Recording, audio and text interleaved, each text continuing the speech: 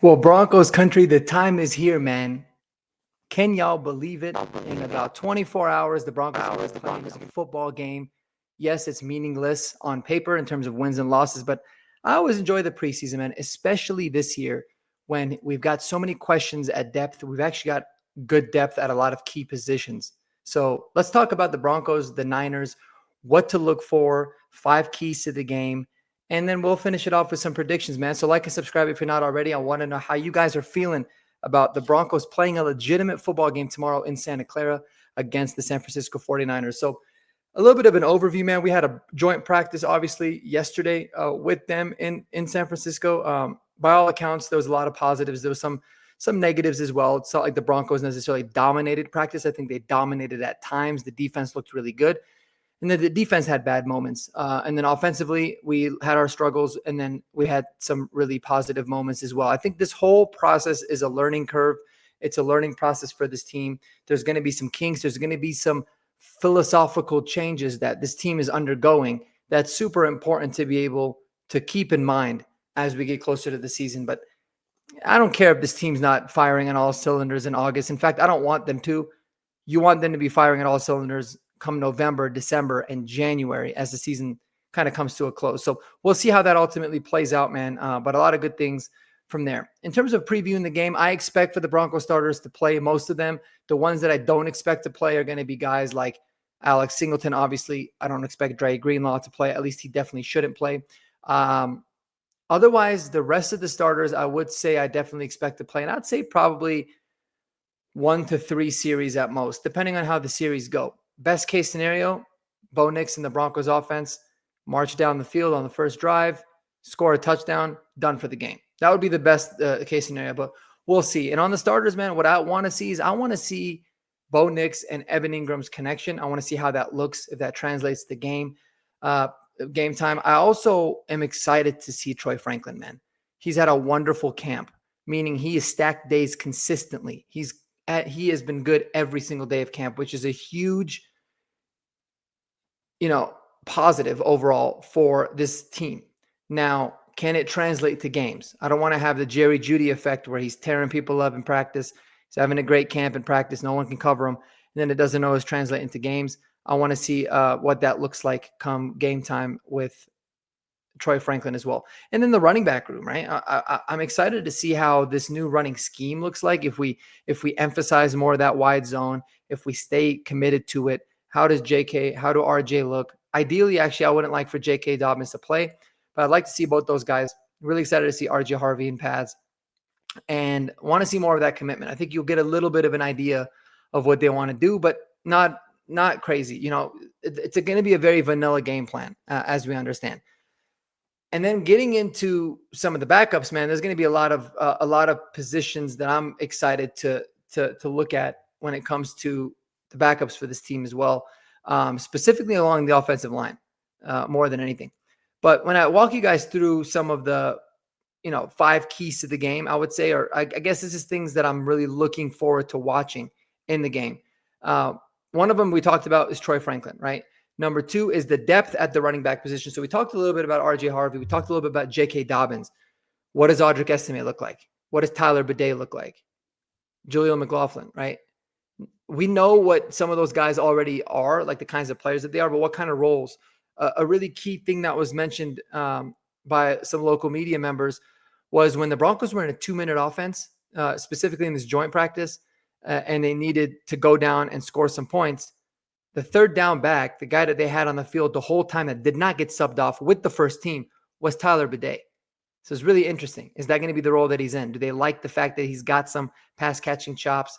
He's made a lot of strides in pass pro, and they also feel comfortable that he can run. If that's the case, he might not be this practice squad darling that I think he's going to be, right? Because if you ask me my predictions, I would say Tyler Bidet is definitely going to be on the practice squad, but he's going to be activated on game day for the first, 3 games of the season probably, and then ultimately make it to the 53.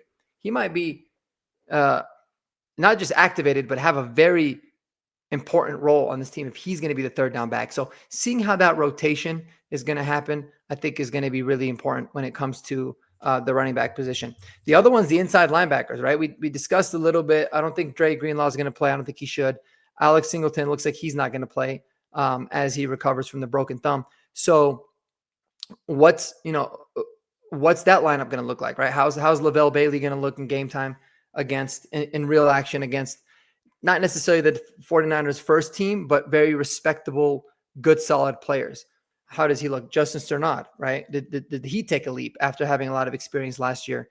And then going down through the rest of the roster, Karine Brown, Karine Reed, JB Brown, those kinds of guys. I'm excited to see them too, because this inside linebacker position is going to be very interesting. It could be one of those where we have a few young guys, very inexperienced guys on the 53, or we might have to look on the waiver wire once all those cuts happen to see if we bring in a veteran.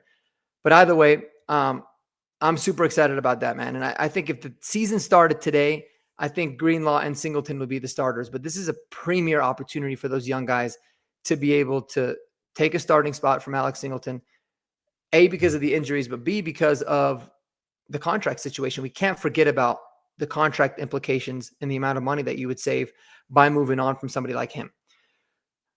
Another key to the game, or another thing that I'm really looking for, is going to be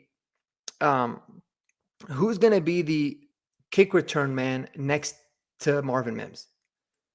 I know that sounds wild, but if it's somebody like a Tyler Bidet or a Jaleel McLaughlin, that's really telling in terms of those guys' spot on the roster. And I mean on the 53 right off the bat, because I think whoever wins that secondary job is going to win a job on the roster itself. So that's where it's going to be interesting, right? But if it's Bidet, again, you could see him not making the initial 53, being on practice squad, and ultimately being elevated for games, similar to how they did it with Lil Jordan Humphrey last year. But it could be somebody that we haven't even thought of, right? It could be Joaquin Davis. It could be, Kyrese Brown or Kyrese Rowan, or, any of these young guys that we haven't really thought about, right? Maybe it's one of these young, undrafted rookie cornerbacks that we got.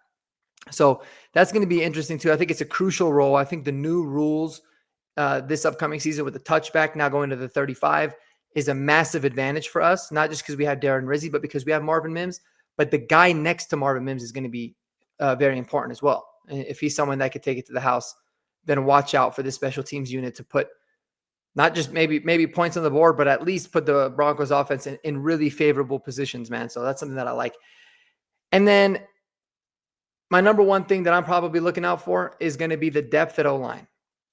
One of the things you talked about, the first team offensive line against the first team defensive line against the Chargers, the starters did a really good job, with the exception of maybe Ben Powers, which is not really surprising. He had his moments, but overall, that the starting unit is going to be solid. They've been together for a while. They're all very good players. So I think it's going to be solid there, but it's the depth pieces, right? The guys on the interior, particularly Throckmorton, Gargulo, Forsythe, they all got manhandled by the second team of the Niners, right? So you're talking about talent for talent. They got manhandled. That's not good. Now, the tackles on the outside, it was Palczewski at right tackle, and it was Matt Pert at left. They held their own. They looked good. You expect that. Palczewski, we know, is a starting level tackle in this league. Matt Pert's a journeyman. He's been in the league for a while. He's a savvy veteran. You know what he can get you. So if Frank Crum is not taking the step, or Xavier Truss is not taking these steps, it's going to be really bleak for those guys to make the roster. And frankly, you might not want for them to. And that might be another position where you could look at a veteran that's played quite a bit to come in and fill in, specifically on those interior roles, right? As backup center or a guard or somebody that can kind of play both. So I'm really looking forward to seeing the depth pieces on the offensive line. No doubt about it. I'd say the biggest key to the game more than anything is injuries, man, and staying healthy. We've seen some devastating injuries already up to this point from some of these preseason games. I think there was a corner that was drafted in the 6th round. His last name is Kone from the Ravens. Basically his knee was pointing in the wrong direction. So you just want to come out of this game clean. You don't want to see anybody, whether it's a projected starter or a bottom of the roster guy, get hurt. That's always the most important key to any preseason game. But I want to see this team come out, show fight, show the depth that they have, dominate the 49ers like I feel like that they should, especially with our starters playing a little bit and theirs not playing.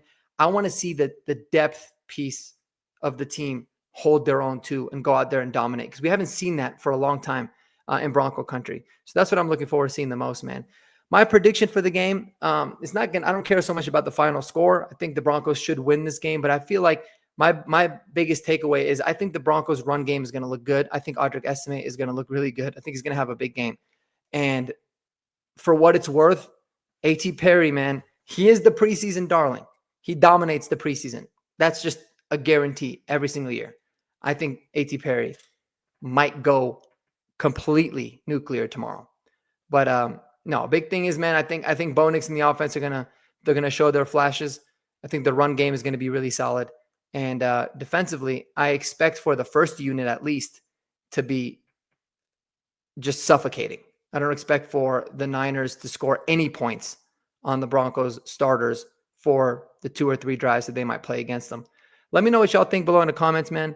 I cannot wait. We're going to have a full game recap either tomorrow night, probably going to be more Sunday morning because I got a busy Saturday night. But stay tuned. Till the next video, man. Go Broncos, and peace.